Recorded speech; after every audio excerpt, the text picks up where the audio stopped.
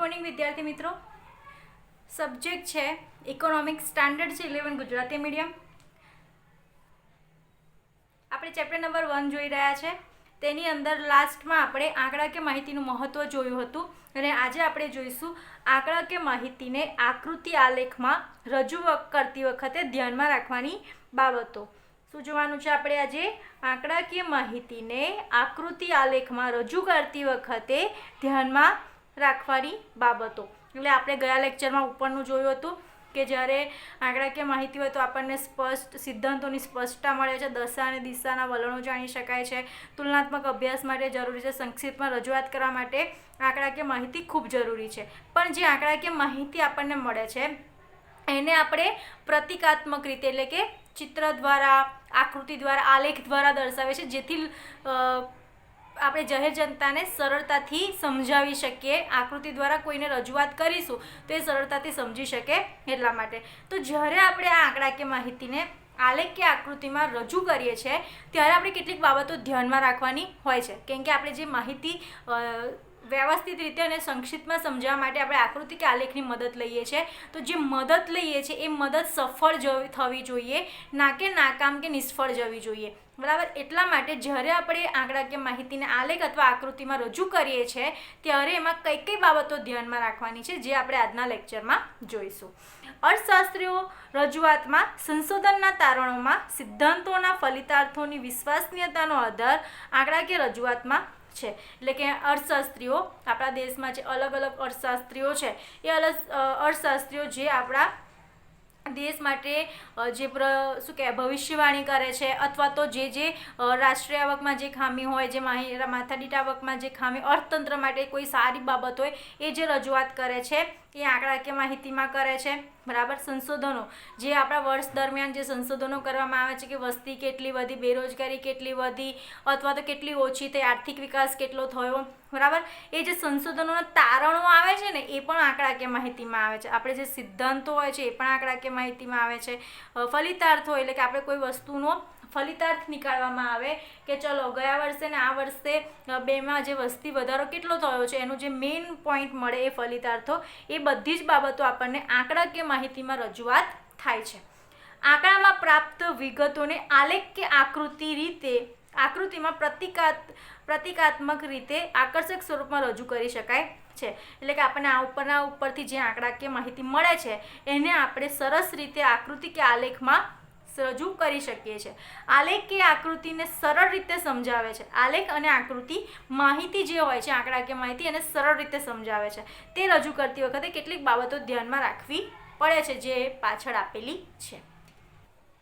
હવે આપણે અહીંયા જોઈએ, એમાં પહેલાં જોઈએ કે કઈ કઈ બાબતો ધ્યાનમાં રાખવી પડે છે. તો પહેલાં વિશ્વસનીય પ્રાપ્તિ સ્થાન.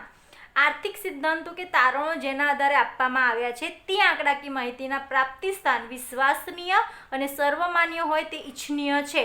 બરાબર? એટલે જો હું તમને એક શોર્ટમાં સમજાવું કે આપણને ધારો કે એક આંકડો મળ્યો છે કે વર્ષ દરમિયાન આપણા દેશમાં રાષ્ટ્રીય આવકમાં એટલો વધારો થયો, તો એ કોણે કહ્યું છે? બરાબર? કોના દ્વારા આ રજૂઆત થઈ છે? ભારત સરકારના કોઈક શું કહેવાય, ભારત સરકારના કોઈ સૂત્ર દ્વારા રજૂઆત થઈ છે, ભારત સરકારના વતી કોઈ રજૂઆત કરી છે.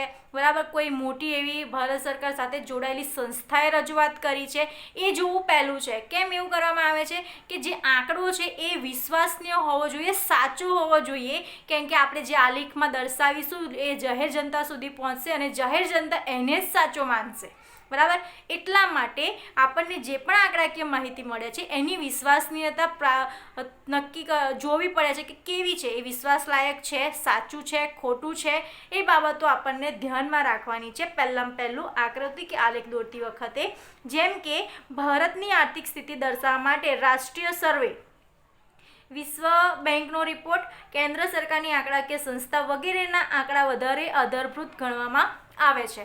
બરાબર? એટલે કે જો અહીંયા આગળ ભારતની આર્થિક સ્થિતિ દર્શાવવા માટે કોની બાબત સાચી માનવામાં આવે છે? તો કે રાષ્ટ્રીય સર્વે. બરાબર? વિશ્વ બેંકનો રિપોર્ટ, જો વિશ્વ બેંકનો રિપોર્ટ હોય તો એ સાચો વિશ્વસનીય ગણવામાં આવે છે. કેન્દ્ર સરકારની આંકડાકીય સંસ્થા એ તો સાચો ગણવામાં આવે છે. તો આવી કોઈ સંસ્થાએ જો કોઈ આંકડો આપેલો હોય તો એને સાચો માનવામાં આવે છે, એને વિશ્વસનીય માનવામાં આવે છે. બરાબર?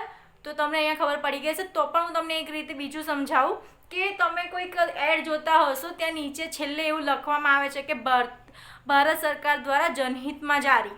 એવી કેટલીક અમુક સ્વચ્છ ભારતની એડ આવે છે એ બધું, બરાબર. કે ભારત સરકાર દ્વારા જનહિતમાં જારી. પછી કેટલીક એવી બધી આવે છે કે કુપોષણથી પીડાતા બાળક માટે કયું પોષણયુક્ત આહાર છે, એની પણ કેટલી એડ આવે છે. એના પાછળ પણ એમ બતાવવામાં આવે છે કે આપણા દેશમાં હાલમાં કુપોષિત બાળકો કેટલા છે અને એના માટે શું શું કરવું જોઈએ, બરાબર. તો એ આંકડો દર્શાવવામાં આવે છે. એ આંકડા અને છેલ્લે જો એ એડ પતશે ને એટલે છેલ્લે એવું દર્શાવવામાં આવશે કે જનહિતમાં જારી, બરાબર. તો એ શું છે તો કે એ એવું દર્શાવે છે કે આ ભારત સરકાર દ્વારા આ માહિતી આપવામાં આવેલી છે, આ આંકડો આપવામાં આવેલો છે એટલે વિશ્વસનીય છે, બરાબર.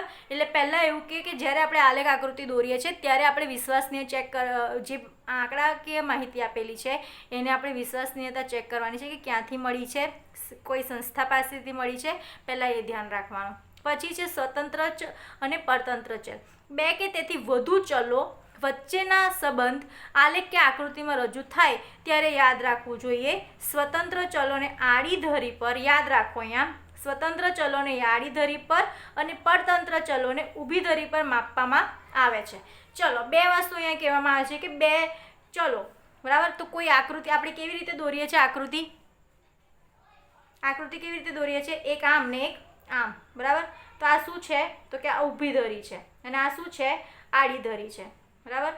તો અહીંયા આગળ જે પણ બાબતો દર્શાવવામાં આવશે એને શું કહેવામાં આવશે, સ્વતંત્ર ચલ. શું કહેવામાં આવશે, સ્વતંત્ર ચલ. અને અહીંયા જે પણ હશે તે પરતંત્ર ચલ. હવે એ સ્વતંત્ર ચલ શું ને પરતંત્ર ચલ શું છે તો જુઓ, એક સહેલી રીતે હું તમને સમજાવું. વરસાદ, બરાબર. ધારો કે વરસાદ વધુ થાય તો ઉત્પાદન કેવું થાય,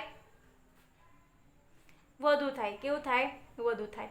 તો ચલો, આની અંદર વરસાદ એ કેવું છે, સ્વતંત્ર ચલ છે. કેમ કે વરસાદ પડશે તો ઉત્પાદન વધુ થશે. ઉત્પાદન વધુ થશે તો વરસાદ નહીં પડે, બરાબર. એટલે અહીંયા આગળ વરસાદ પર ઉત્પાદન આધાર છે.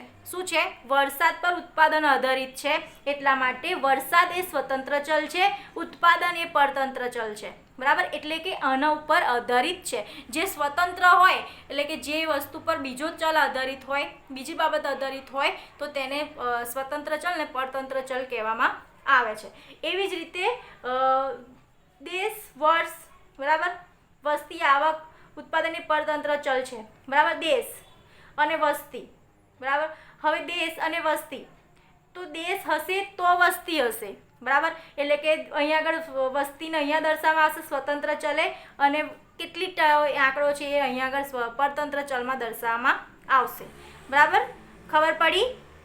એટલે કે આ જે છે એ આડી ધરી છે એટલે સ્વતંત્ર ચલ દર્શાવવામાં આવે છે અને જે ઊભી ધરી છે ત્યાં આગળ પરતંત્ર ચલ દર્શાવવામાં આવે છે. બે ચલો વચ્ચે કાર્યકરણનો સંબંધમાં એક ચલ કારણરૂપ હોય છે. મેં અહીંયા કીધું તેમ વરસાદ વધુ પડશે એ કારણ છે અને તો જ ઉત્પાદન વધુ થશે. એટલે બે વચ્ચે તો જ કાર્ય થશે. તો એ કાર્યકારણનું સંબંધ દર્શાવે છે કે વરસાદ પડશે તો જ ઉત્પાદન વધુ થશે. એટલે કે વરસાદ એ કારણ છે તો જ કાર્ય વધશે. તો એટલા માટે વચ્ચે કાર્યકારણનો સંબંધ છે. દાખલા તરીકે વર્ષ સ્વતંત્ર ચલ છે, બરાબર. કયા વર્ષમાં, જે ઓ એક્સ ધરી પર દર્શાવે છે. ધારો કે અહીંયા ઓ છે અને આ એક્સ છે અને આ વાય છે, બરાબર. તો ઓ એક્સ ધરી પર દર્શાવાય છે. ઉત્પાદન પરતંત્ર ચલ છે જેથી તેને ઓ વાય ધરી પર દર્શાવાય છે. એટલે કે જે સ્વતંત્ર ચલ હોય તેને ઓ એક્સ ધરી પર દર્શાવાય અને જે પરતંત્ર ચલ છે તેને ઓ વાય ધરી પર દર્શાવવામાં આવે છે, બરાબર. જો અર્થશાસ્ત્રમાં માંગ નિયમની રજૂઆતમાં કારણરૂપ પરિબળ કિંમત ઊભી ધરી પર અને આધારિત પરિબળ માંગ આડી ધરી પર દર્શાવવાની હવે પરંપરા થઈ ગઈ છે, બરાબર. અહીંયા આગળ જો માંગનો નિયમની સમજૂતી આપી છે કે માંગનો નિયમ એટલે કે માંગ હશે તો તેની કિંમત નક્કી કરવામાં આવશે, બરાબર. માંગનો નિયમ શું છે કે જો માંગ વધુ હશે તો કિંમત ઓછી હશે અને કિંમત ઓછી હશે તો માંગ વધુ હશે, બરાબર.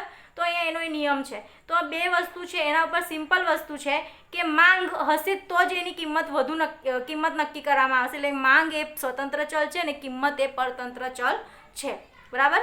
Do you understand? ખબર પડી તમને અહીંયા શું કહેવા માંગ્યું છે?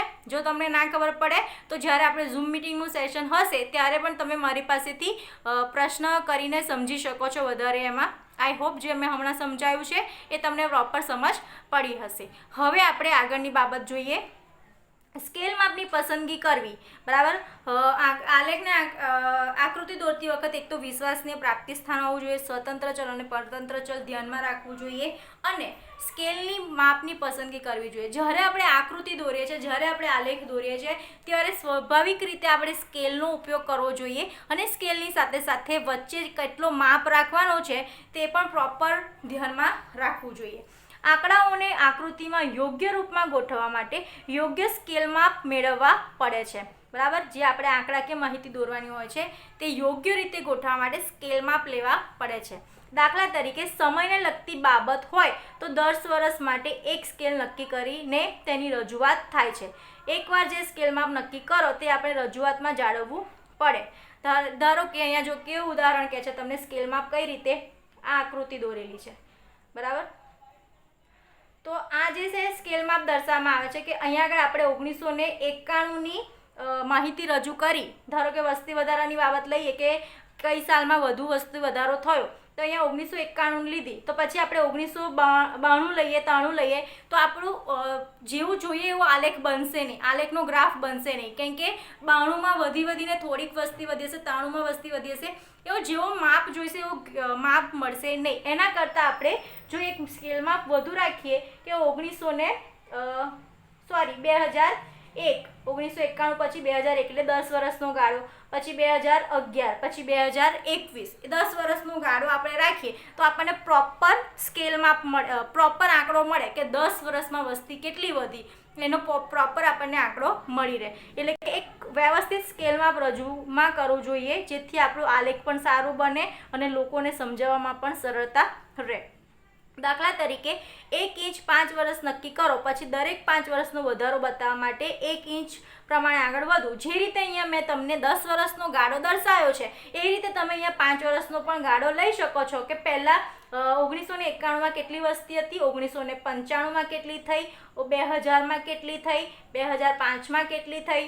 બરાબર. આ રીતે તમે 5-5 વર્ષનો ગાળો લઈ શકો છો. એટલે કે જે તમે દર્શાવો છો તે સ્કેલ માપ કેવું હોવો જોઈએ? યોગ્ય હોવો જોઈએ. 5 વર્ષનો ગાળો, 10 વર્ષનો ગાળો એવું તમે સરળતાથી રાખી શકો છો તો જેથી આપણને સામેવાળાને જે આકૃતિ કે આલેખ સમજાવવો છે એ આપણે સરળતાથી સમજાવી શકીએ. જો આપણે એવું રાખીએ 1991, 92, 93, 94, 95 તો આપણે કેટલા મોટા આડી ધરી ઊભી ધરી લેવી પડશે, માહિતી જેવી જોઈશે એવી દર્શાવી શકીશું નહીં.